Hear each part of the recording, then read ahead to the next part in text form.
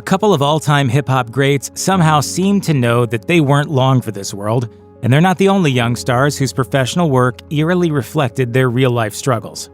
When Heath Ledger died of an accidental overdose in 2008 at the age of 28, much of the lore around his tragic passing focused on his role as the Joker in The Dark Knight. The actor made no secret of the freedom he had been given to make the part his own, as he openly discussed the psychological depths he plumbed to embody this iconic nihilist. But The Dark Knight wasn't Ledger's final film. At the time of his death, he was playing the lead role of Tony in The Imaginarium of Dr. Parnassus. Keen to ensure Ledger's final role made it to the screen, director Terry Gilliam decided that Tony could be played by multiple actors in addition to Ledger, with the character's look changing each time he passed through a magic mirror. The finished film includes multiple references to death, which Gilliam insists were already in the script before Ledger's demise. As he explained to Last Broadcast, "They all thought we had written this stuff after Heath had died, and no, we didn't change any of the words. And that to me is what's so kind of scary and spooky. Why was it so prescient? It seemed to be all about death. It's so much of it." The film world was in deep mourning in February 2014 when Philip Seymour Hoffman died of a drug overdose at the age of 46 in his apartment in Greenwich Village, New York. Initial reports were sketchy. Some people speculated that Hoffman had been the victim of a deadly batch of heroin. It later emerged that he had multiple drugs in his system, including heroin. Hoffman had been open about his struggles with drug addiction and alcoholism, and although he went through periods of sobriety, an addiction to prescription drugs unfortunately led him to return to heroin. A year before his death, he had checked himself into a rehab clinic. In the wake of the tragic news, several observers noted how addiction had featured in several of Hoffman's most acclaimed roles. Perhaps the most notable example was the 2007 thriller Before the Devil Knows You're Dead, in which he played an addict whose heroin use forces him to turn to a life of crime. Everything just went wrong.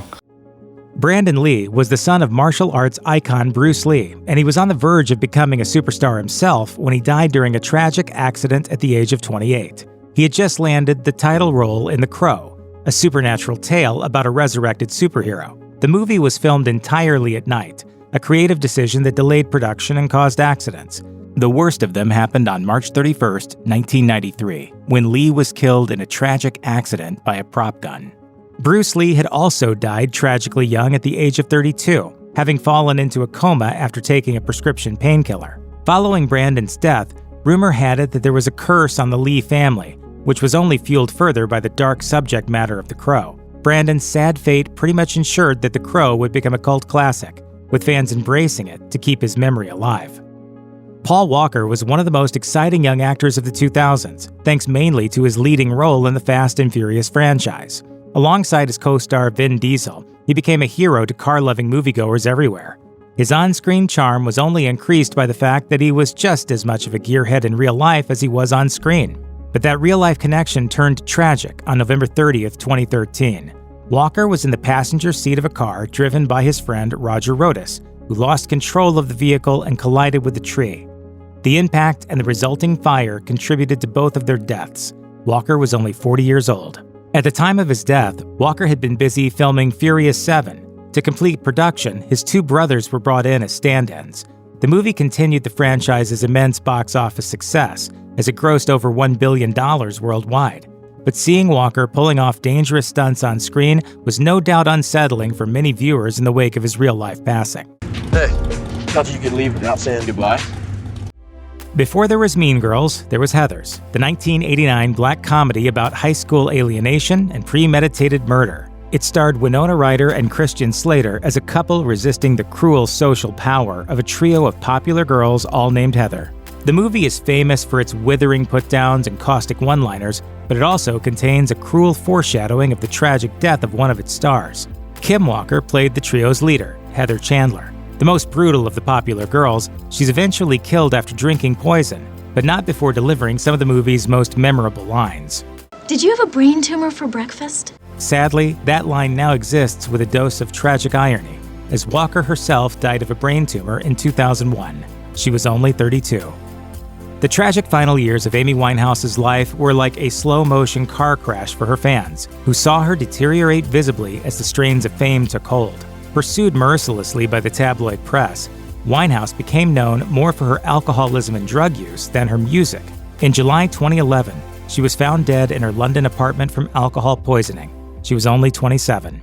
Winehouse's addiction issues certainly didn't come out of nowhere. In fact, her breakout single, Rehab, outlined exactly how she chose to resist treatment for the sake of her career. As her manager, Nick Szymanski, explained to The Independent, the song mirrored real-life discussions about her health that were occurring among her team just as she was gaining international fame, but which were sadly derailed by those around her. Rehab was released in October 2006, ahead of Winehouse's Grammy-winning sophomore album, Back to Black, and it now sounds horribly prescient in the wake of her passing. That's not least because of the mention of her father, Mitch, who has become something of a villain among her fans. Emerging on the scene in the 1960s, Marc Bolan is another influential British musician who died tragically young. He was a trailblazer of the glam rock movement as the frontman of the band T-Rex, whose work has continued to reverberate in multiple genres decades later. What is magic is the power of the human being to relate to another human being. Alas, Bolan wouldn't be around to witness so many of his successors, as he was killed in a car crash on September 16, 1977, at the age of 29. But even though he didn't make it to 30, he had already amassed a sprawling discography, including 10 top 10 British singles. T-Rex wasn't quite as successful in the United States, although the band's 1971 song Get It On was an undeniable hit on both sides of the pond. Underneath all that glam fun, some fans of Bolan's believe that there is a song in his catalog that appears to predict his death. In the 1972 T-Rex single Solid Gold Easy Action, there's a lyric that goes, "Life is the same, and it always will be. Easy as picking foxes from a tree." Eerily enough, there are some details surrounding Bolan's death that match up uncomfortably with those lyrics, as his car struck a tree and bore the license plate number Fox 661L. Death was a central subject in the work of seminal 90s rapper Christopher Wallace, aka the Notorious B.I.G., aka Biggie Smalls. Before breaking big, Biggie lived a precarious life as a drug dealer, the dangers of which were writ large in his lyrics. When he was still a teenager, he was arrested for illegally possessing a firearm, with the threat of gang violence seemingly never far away.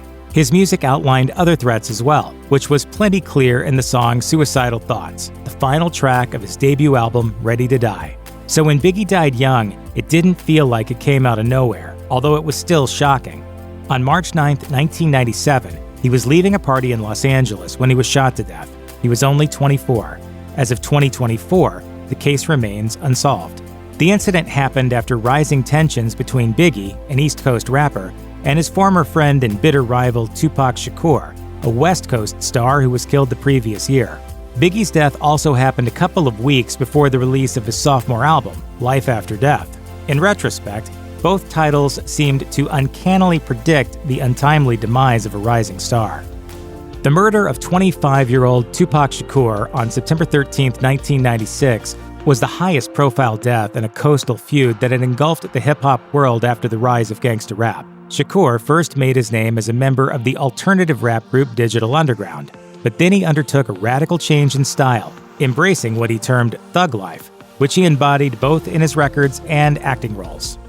Who is Thug Life? But this the original. We are the original thugs. Some critics argued that Shakur's music glamorized the gangster lifestyle, but his lyrics showed he was conscious of its dangers, with numerous songs featuring him mulling over premonitions of his untimely death. In Only God Can Judge Me, for example, he imagines himself on a hospital bed, dying of bullet wounds. Meanwhile, the music video for the single I Ain't Mad At Ya features a white-suited Shakur rapping in the back of a vehicle before ascending to heaven, strangely mirroring his actual death in a drive-by shooting. The tale of James Murray is one of the most tragic and disturbing in the history of early cinema. He was born in New York City to Irish immigrants and then worked as a doorman and a film extra before being spotted by director King Vidor, who cast him in his 1928 film, The Crowd. Murray played starry-eyed Johnny Sims, a young man looking for opportunities in New York during the Great Depression. Experiencing poverty, death, and marital strife, his life spins out of control and he ends up close to destitution and considering suicide. Though The Crowd deals with heavy themes, studio executives insisted that it must have a happy ending, so the Sims family eventually settles into a content, though unexceptional life. Off-screen, though, Murray wasn't quite so fortunate. He continued to act after The Crowd, but in later years he drank heavily. He was eventually seen begging on the streets by none other than Vidor, whom Murray cursed when Vidor offered to put him in another film. Murray's rock bottom proved to be as tragic as that of Johnny Sims. Or even worse, really. He died after performing for a group of fellow drinkers and then falling into the Hudson River and drowning. Nirvana were the kings of the 90s grunge explosion. Frontman Kurt Cobain was an artist strikingly concerned with authenticity, which flavored both his music and his pronouncements about the state of the music industry and the world in general. Cobain was also open about his mental health issues, which were in turn related to chronic pain that he experienced for many years as a result of a stomach ailment. He admitted to having suicidal ideation as a result of the pain, so he began to self-medicate, which led to an addiction to heroin. He revealed in an interview with Rolling Stone towards the end of his life that pain underpinned much of his songwriting, which was plenty clear in the multiple Nirvana songs that reference suicide. One of the darkest titles in the Nirvana catalog is a demo called I Hate Myself and Want to Die, which was recorded during sessions for the band's final studio album, In Utero, which was released in September 1993. I Hate Myself and Want to Die was also the working title for that album, which makes the connection to Cobain's ultimate fate even more tragic, as he killed himself in April 1994 at the age of 27. If you or anyone you know is struggling or in crisis, call or text 988 or chat 988lifeline.org.